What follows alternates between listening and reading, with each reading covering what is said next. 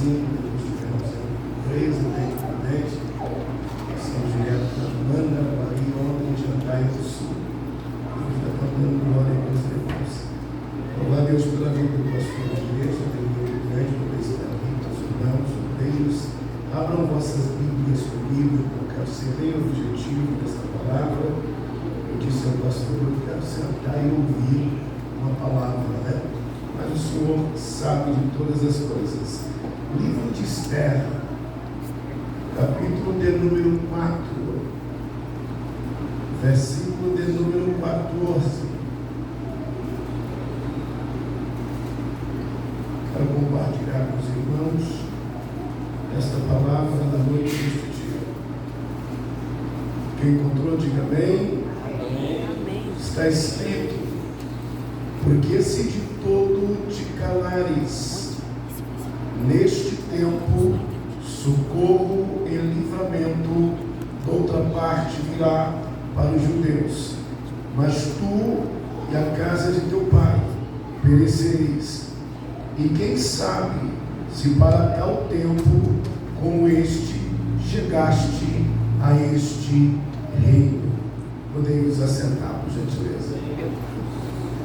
Querida igreja do Senhor, o texto em apreço que horas lemos é um texto muito lindo, nos traz para o momento de uma grande reflexão.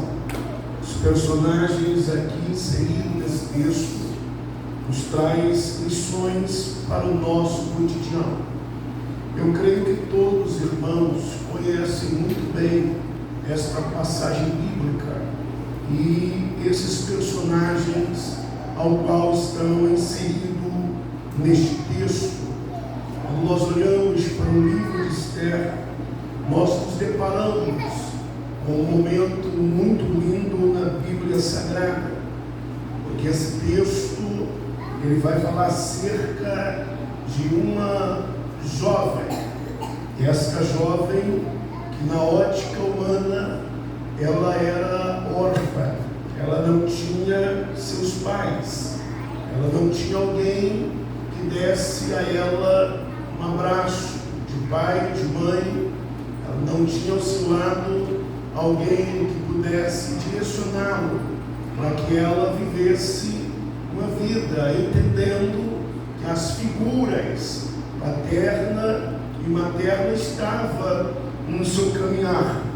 Porém, a história vai falar que existia um rei, e este rei, a Bíblia diz que ele oferece uma festa essa que durava em torno de 180 dias, e a história vai dizer que este momento era um momento interessante para ele, porque essa festa ele mostrava toda a beleza palaciana. E além desses 180 dias, a Bíblia vai dizer que ele acrescenta 7 dias. E ao acrescentar, ele insere mais convidados no ambiente. E a Bíblia vai dizer que ele oferece o melhor banquete. Ele vai oferecer o melhor que ele tem, da melhor qualidade. Porém, a Bíblia vai mencionar que num dado momento ele pede que se chame a rainha, porque ao olhar para o momento ele está mostrando apenas a beleza palaciana, ele está mostrando que ele tem domínio, ele está mostrando que ele tem controle, ele está mostrando que ele tem um poderio sobre sua responsabilidade. Porém, quando ele chama a rainha Vasti, ele está dizendo assim: o meu reino ele é completo. O meu reino tem uma rainha. E na ótica humana, ele tem seus convidados nessa festa. E ao chamar esta rainha, é como se ele dissesse para os seus convidados: o meu reino é completo. Há finanças, o meu reino há prosperidade. Eu tenho um poderio na minha mão. Eu tenho uma beleza palaciana.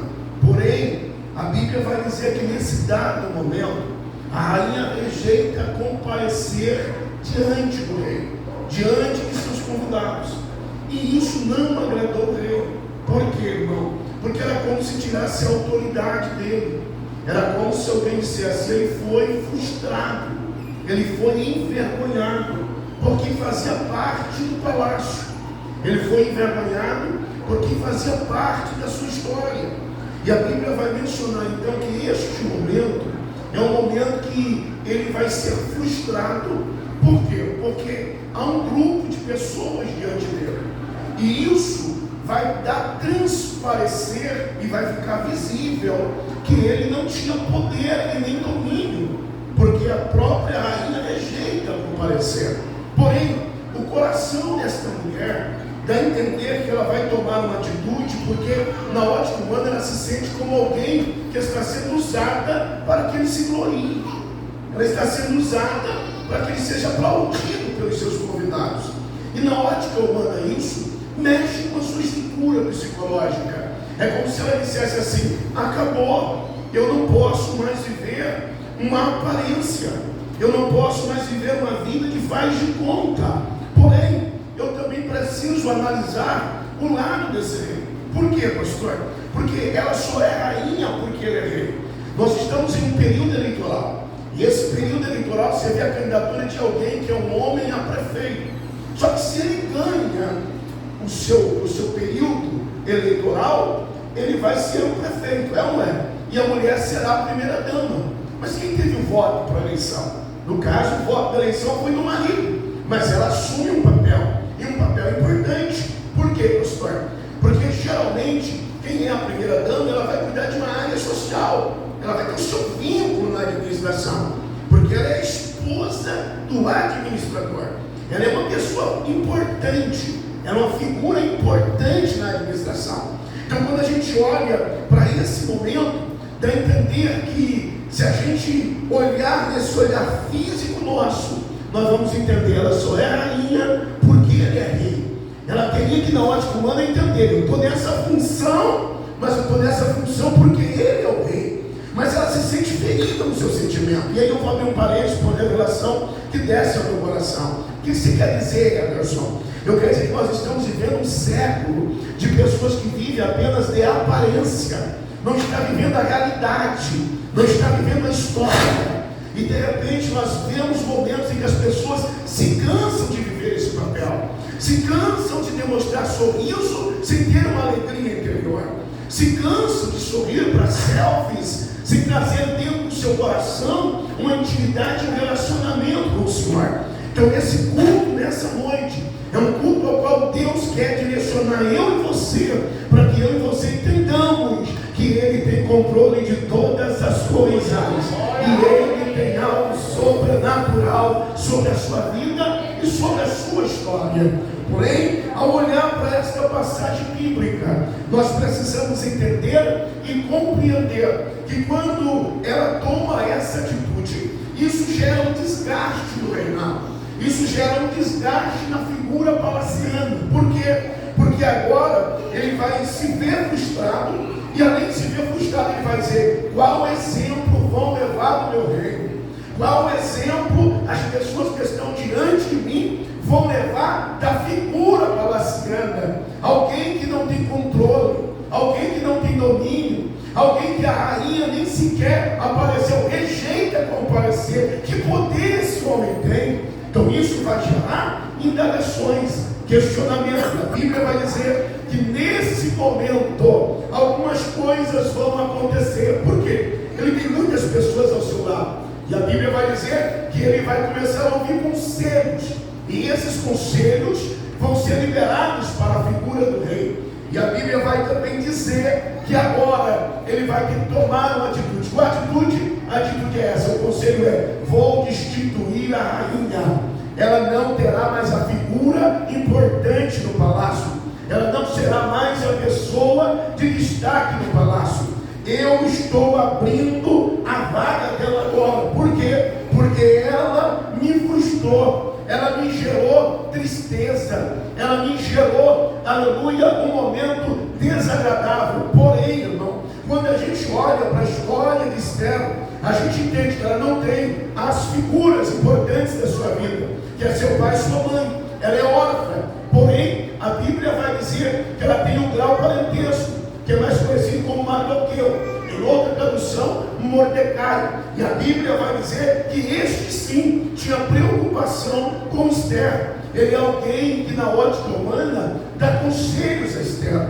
Ele é alguém que na ótica humana ele direciona Esther. E se a gente olhar essa mesma Esther, também é conhecida como Radassa, que se você olhar para a história, é conhecida no hebraico como Mirta ou Murta. E a gente vai entender, irmão, que essa pessoa aqui é uma pessoa que na ótica humana está falando sobre dignidade, está falando sobre caráter, está falando de alguém que ela sabe ouvir, pastor. Nós estamos num século de pessoas que não sabem ouvir. Nós estamos num século de pessoas que ele acha que ele conhece tudo ele conhece, tudo ele entende. Mas Esther não. Esther é alguém que ela sabe ouvir conselhos. Esther é alguém que está dizendo: eu estou vivendo um momento difícil, porque não tenho figura paterna, não tenho as figuras importantes da minha vida, porém, ela não vai usar esse momento, pastor, para justificar, quem sabe, as crises, as batalhas que ela vive. E aí eu vou abrir um parênteses para você entender. Nós estamos num século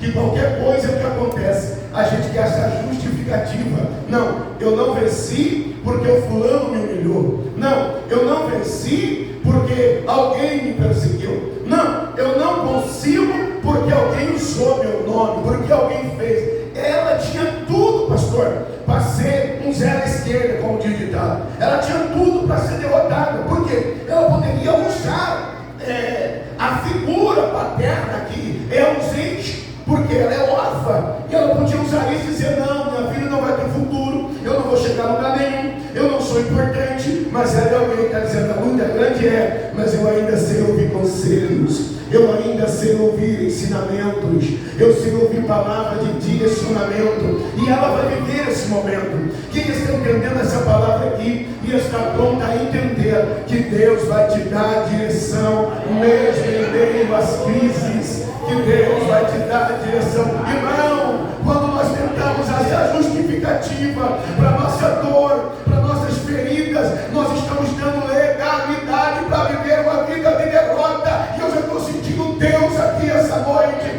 Quando nós usamos justificativa, nós estamos tirando de cena o poderio de Deus da nossa vida, irmão. Eu vim aqui falar: o vento pode até soprar, mas tem um Deus que ainda tem controle de todas as coisas.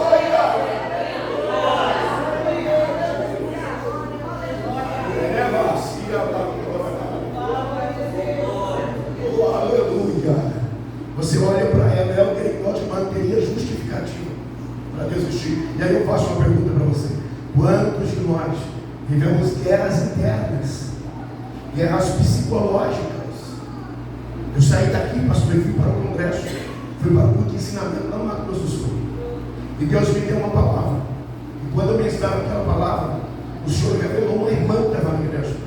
E aquela irmã, quando terminou o culto, que eu estou lá na frente oferecendo meu material, aquela irmã chegou lá em pranto, chorando depois do culto.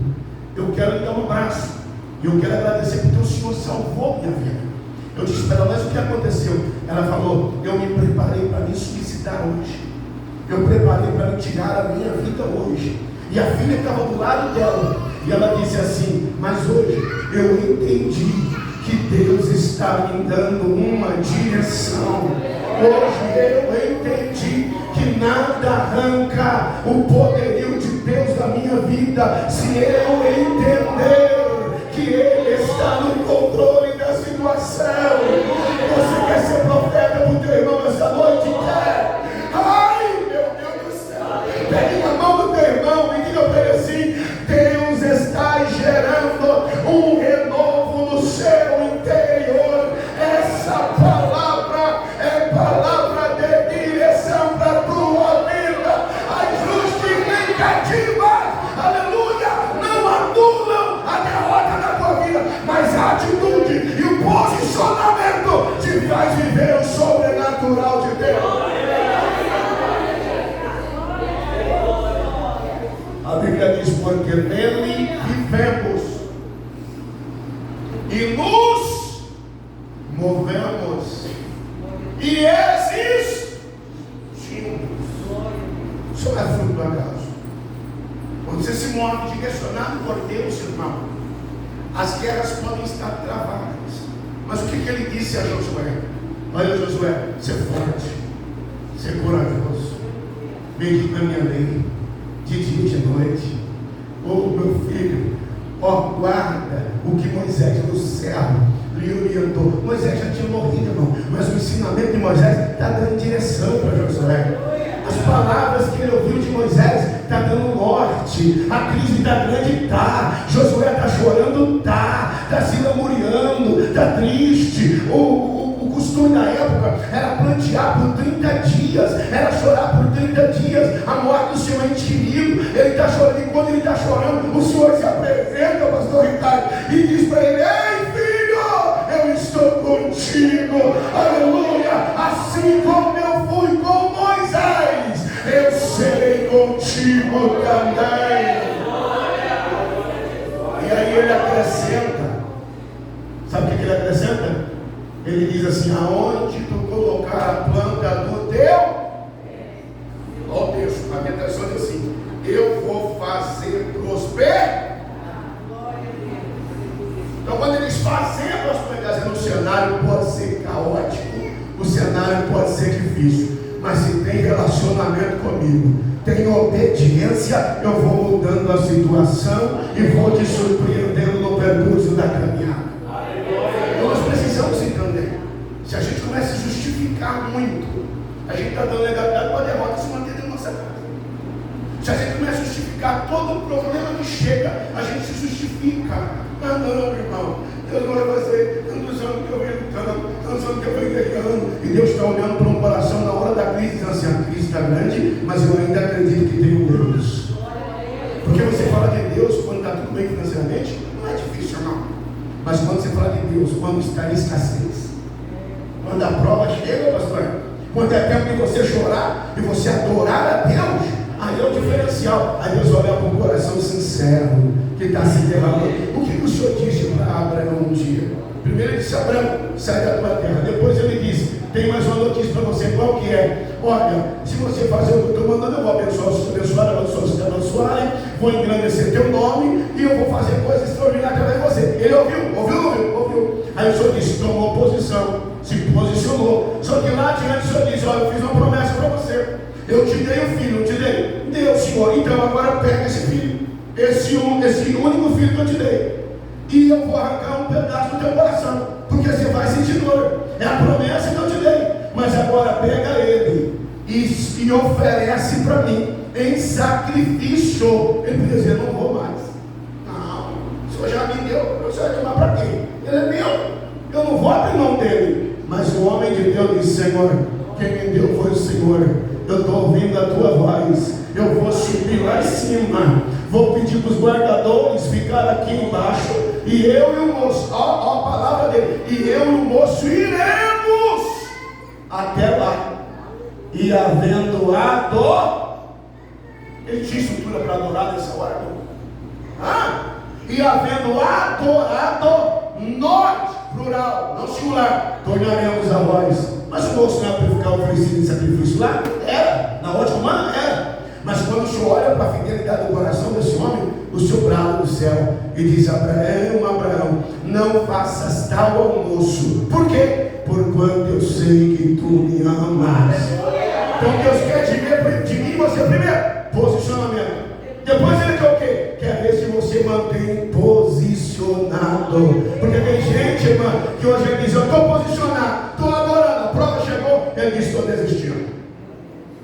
Então o Senhor vai falar com esse homem, e esse homem se mantém na posição. Olha para cá, a luta pode ser grande, mas se mantenha posicionado.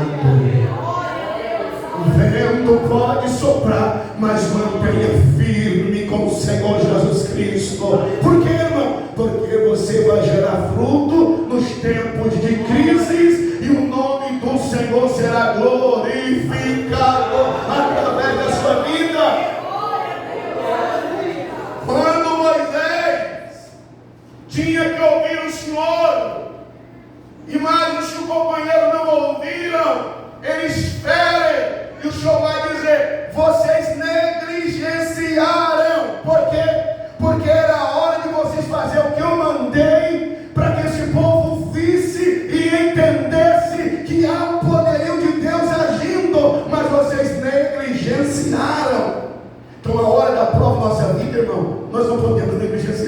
quê, pastor? Porque é a hora que todo mundo vai olhar para você, para te apontar, para te julgar, para dizer: cadê o Deus dele? Cadê o milagre da vida dele? Mas é a hora que eles vão ter que ver a mão de Deus se manifestando, um testemunho na tua casa, e o nome do Senhor sendo glorificado. É por isso, é por isso que a Bíblia diz assim: quando eu penso que eu estou forte, aí eu estou fraco. Mas quando eu penso que eu estou fraco, aí eu estou forte. Aqui tem um pastor da igreja e outros obreiros aqui que pregam. Não tem dia que a gente prega e a gente sai da igreja dizendo: Deus, parece que não vai dar nenhum fruto hoje. A gente sai, a minha visão era pregação assim, minha visão era assim, a minha visão era que ia acontecer isso. Aí você sai muitas vezes no seu psico frustrado, que você queria pregar uma mensagem mais impactante, e quando você sai na porta da igreja, alguém te abraça e diz: essa palavra foi de Deus. Isso foi Deus que falou comigo. Deus usou o Senhor. É Deus mostrando para você que quem cuida é Ele, quem direciona é Ele. Então entenda comigo, ela tem um momento difícil na sua vida, irmão. Só que nesse momento difícil tem a mão de Deus que está agindo por Esther. Tem a mão de Deus que está trabalhando por ela. E aí é algo interessante, porque você vai ver Mardoqueu direcionar ela, dizer: ó, você não pode falar para ninguém que você é judia. Você não pode fazer isso. Então ela ouve o conselho. A Bíblia vai dizer que vai ter então esse concurso. E para esse concurso há uma preparação. Ela é o que, irmão? Que Deus vai criar uma situação e ela vai receber preparação. A sua pele vai ser preparada. Ela passa 6 meses de tratamento de pele, mais 6 meses de tratamento. Deus coloca ela em um ambiente onde ela está sendo tratada no linguajar de hoje como se fosse um tratamento VIP. Mas qual a estrutura que ela tinha, irmão? Deus levanta-se com a sua mão poderosa e usa pessoas para abençoar Esther. Eu já falei para eles para liberar uma palavra profética. Deus vai usar alguém no tempo de crise da sua vida. Por que o senhor está dizendo isso, pastor? Olha para Ana. Dificuldade, choro, lágrima, querendo desistir. Quem é dentro da igreja? Era o sacerdote da época que devia ouvir ela e apresentar a Deus a causa dela, aponta ela e julga. Só que se você olhar, ela ficou triste na onde? No ambiente onde ela esperava a resposta. Ela é ferida no ambiente onde ela espera a resposta. Mas ela perdeu a perseverança?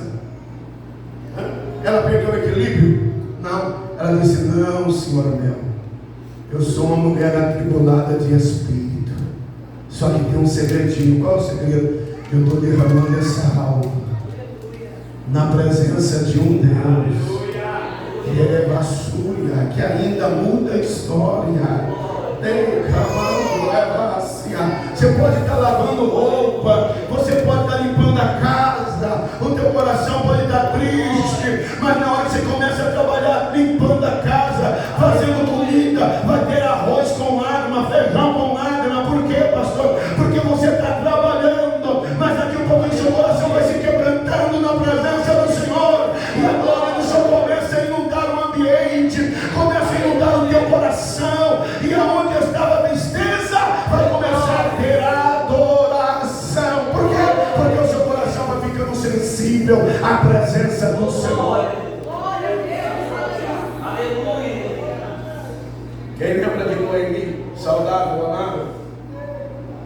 Depois ela sai da casa do pão, vai para Moab, porque ela quer prosperidade. Ela está olhando para uma terra que tem sequidão.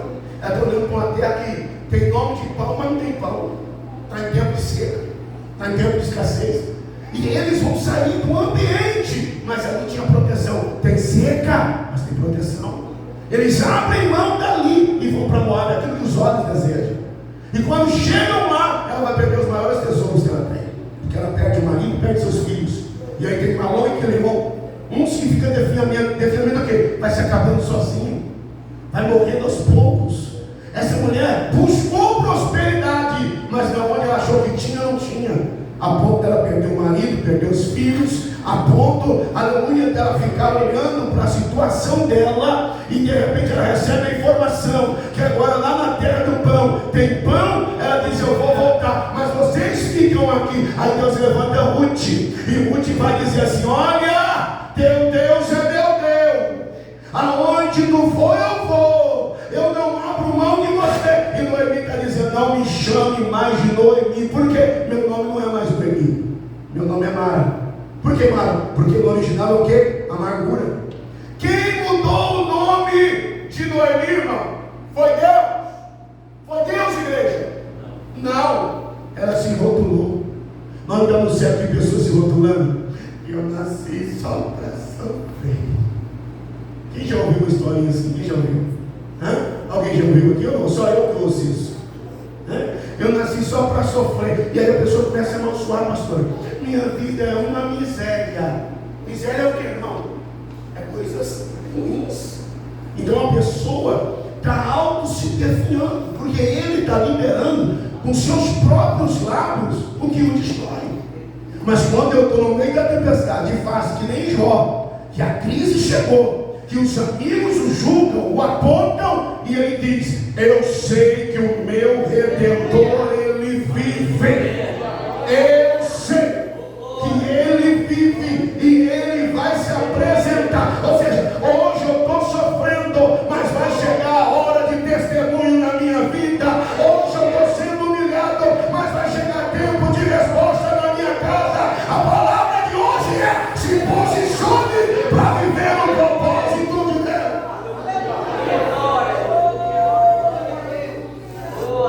Irmão, é culto de vitória. Olha o que aconteceu na minha mente. É culto de vitória. Para ter vitória na casa de alguém, quem tem que ser o primeiro a desejar vitória? É quem quer receber. Mas quem quer receber não está tendo uma estrutura para profetizar que Deus vai fazer. Então ele mesmo se define no seu ambiente familiar. E como se define? A crise chega, perde o equilíbrio, perde a moderação, vai falando o que não deve, vai apontando o que não deve, vai tentando se justificar dos percalços que vem no meio do caminho, e aí ele não vai romper. Por quê? Porque ele está colocando o problema em primeiro lugar e não Deus. Você está me entendendo o que eu estou pregando essa noite? Está me entendendo? Quem está entendendo? Então entenda o que eu vou dizer para você. Esse momento aqui é hora da gente se posicionar. Essa mulher está dizendo assim: eu não sou mais saudável, eu não sou, me chamo de Mara. Porque a sociedade olha para ela e está dizendo: eu não sou mais a mesma, eu não sou mais a mesma, eu não sou aquela que sorria, eu não sou aquela saudável, agora não, agora eu sou amargurada. E ela entra na cidade, se alguém perguntar, não é a mesma, eu estou alguém derrotada, eu estou alguém cheia de amargura. Só que Ruth está do lado dela dizendo: você não está sozinha, na crise Deus está levantando alguém para pegar na tua mão e dizer: não desista do propósito.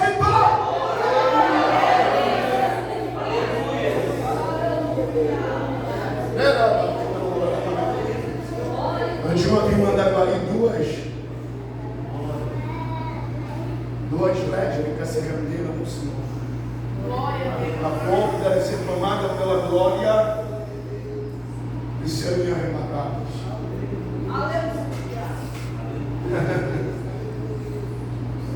Eu estava embarcando um ano para pregar em Jandaia. Aí me ligou um moço da região ali de Mandaguaçu. O nome dele é Sansão. E ele começou a rir no telefone. Eu falei: rapaz, eu tenho amigo no celular como Sansão, não, que negócio é esse?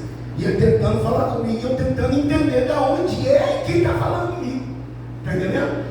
E de repente ele fala: pastor, eu sou aquele que o senhor pregou, e Deus usou o senhor. E aí eu tinha chegado de um momento difícil, aonde eu estava trancado no ambiente, num centro de recuperação, por causa do álcool, por causa do cigarro. E naquela noite eu fui para o culto, direto para o culto, e o Senhor, Deus deu uma palavra, e eu comecei a sentir a presença, e o Senhor disse que o Senhor estava me libertando. É eu que estou ligando para o Senhor, porque Deus mudou a minha vida naquele dia, Deus falou comigo naquele dia, e eu tomei posse da palavra.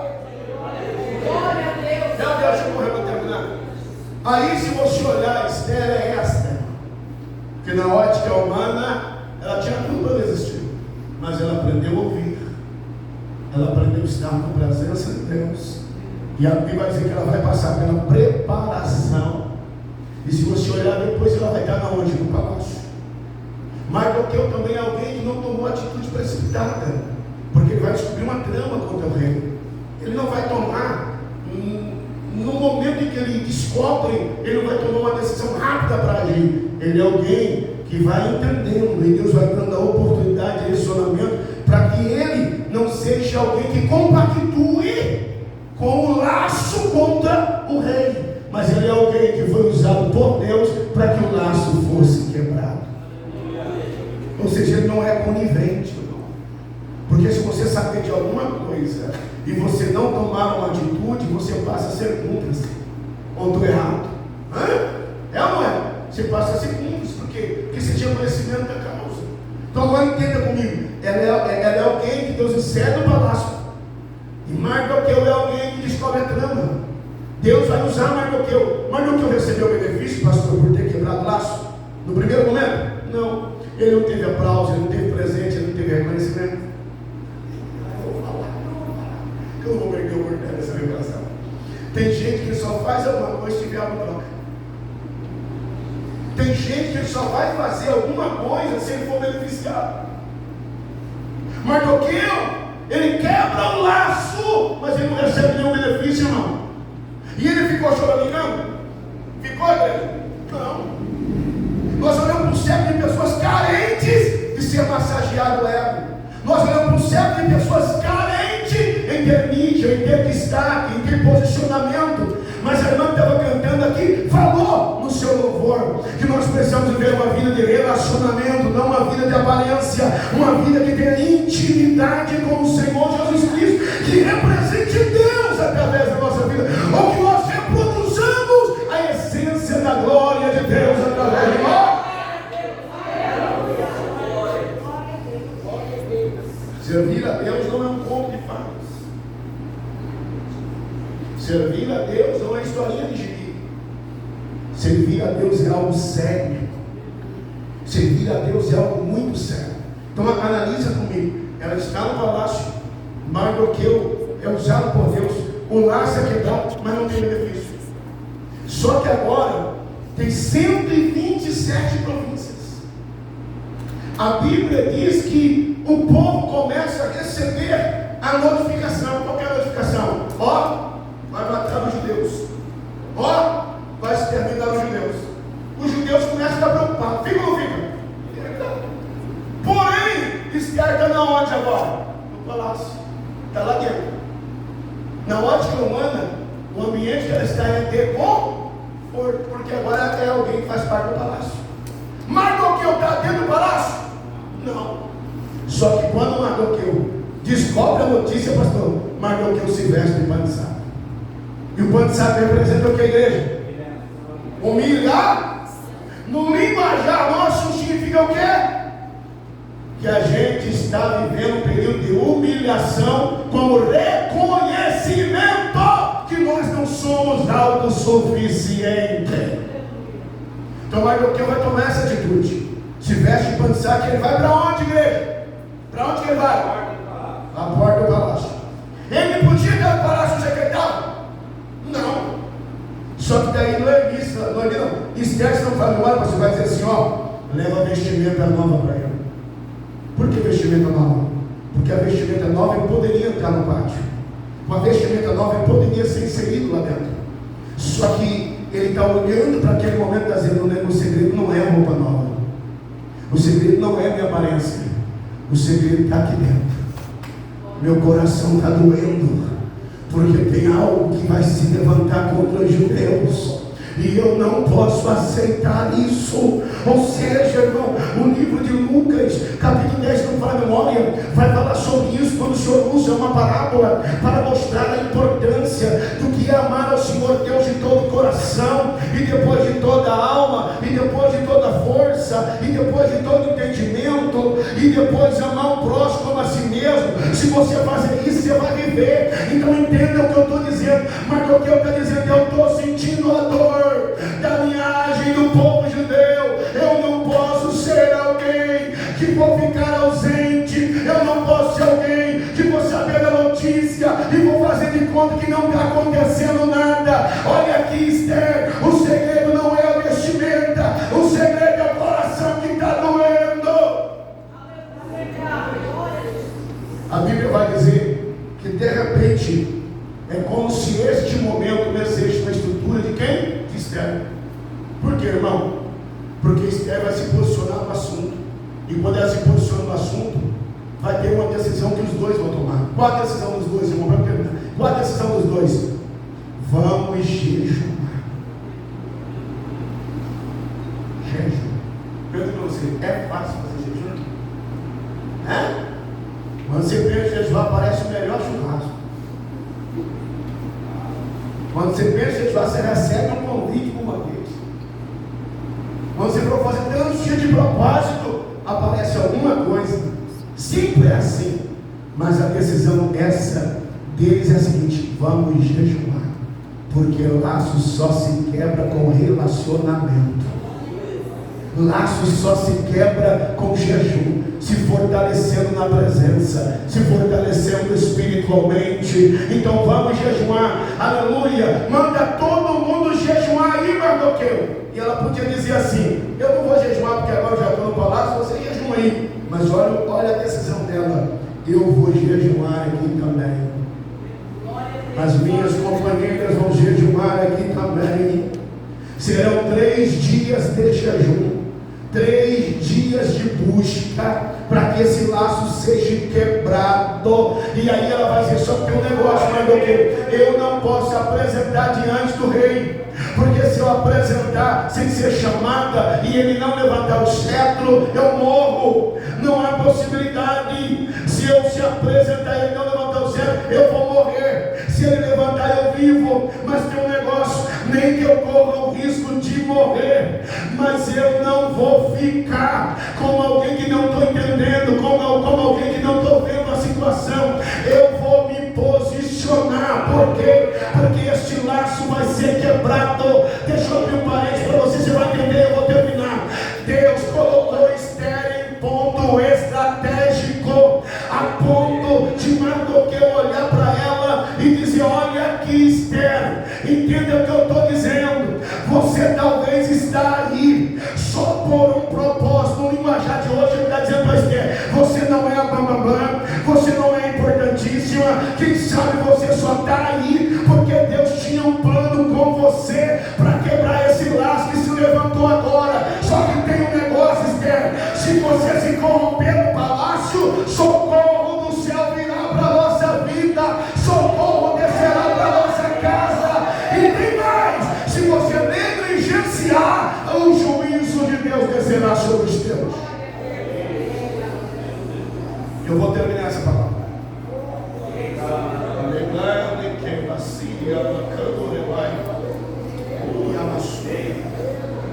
Oh, meu Deus, é muito profundo esse texto.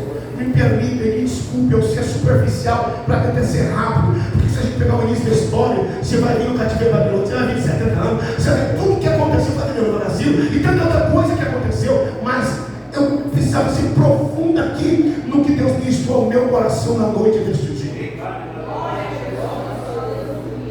É como se Esther dissesse assim, meu pastor Ricardo: o palácio não me corrompeu.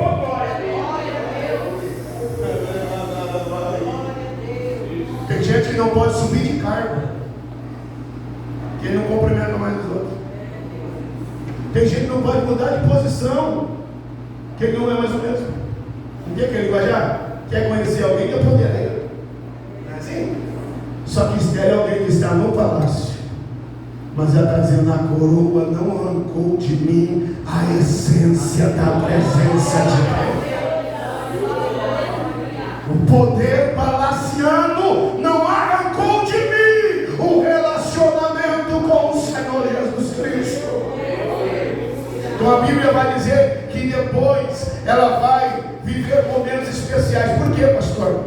Porque ela vai preparar um primeiro banquete, vai ter um segundo banquete. Ela é alguém que Deus vai preparar a situação para que o inimigo que se levantou, que preparou a forca contra Mardoqueu, viva a resposta do Deus que todas as coisas. Coloca de pé, por gentileza. Quem entendeu essa palavra, diga amém. Oh, aleluia. Eu vou orar rápido. Você quer oração? Vem rapidamente aqui que eu vou orar.